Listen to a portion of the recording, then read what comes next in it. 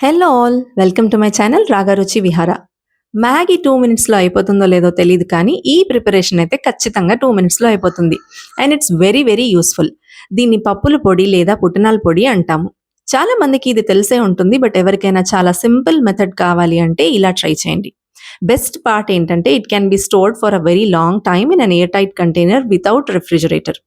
So hostel స్టూడెంట్స్కి, అబ్రాడ్లో ఉన్న ఫ్యామిలీస్కి అండ్ బ్యాచిలర్స్కి డెఫినెట్లీ యూస్ఫుల్ అవుతుంది.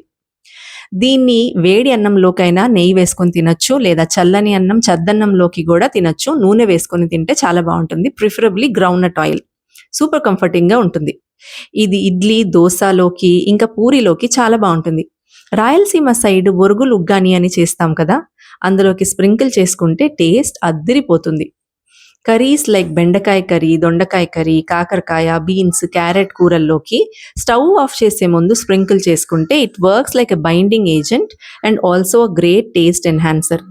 పప్పుల పొడే కదా ఏముంది అనుకుంటారేమో, కానీ it's loaded with protein and హెల్త్కి చాలా మంచిది. Let's all encourage preparation of our simple and nutritious traditional Indian recipes in our kitchens for a better family health. ఇలాంటి మరిన్ని సింపుల్ రెసిపీస్ కోసం సబ్స్క్రైబ్ టు రాగారుచి విహార. Thank you.